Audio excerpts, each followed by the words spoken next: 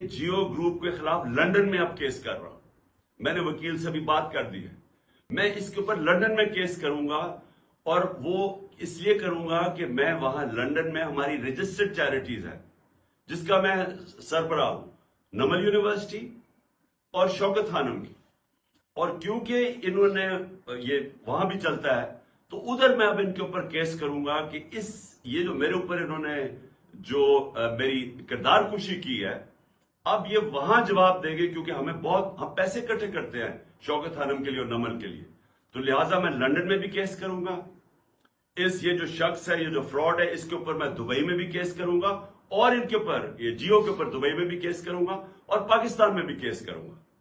और मैंने फैसला किया है कि अब हम इनको इसलिए अदालत में लेके जाएंगे कि हम साबित करेंगे कि इनका जो तौर तरीका है, ये जो जियो ग्रुप है, ये इस मुल्क के अंदर प्रोपेगेंडा करता है।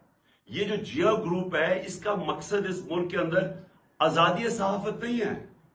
ये इसको अपने मीडिया ग्रुप को इस्तेमाल करता है, ये एजेंडास के लिए इस्तेमाल करता है।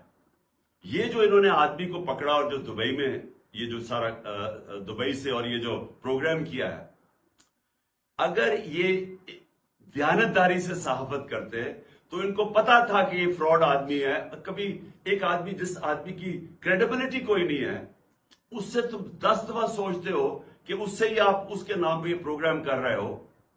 तो अगर आप ईमानदारी से सहाफत करते, आप कभी ऐसे गवाह को नहीं लेते।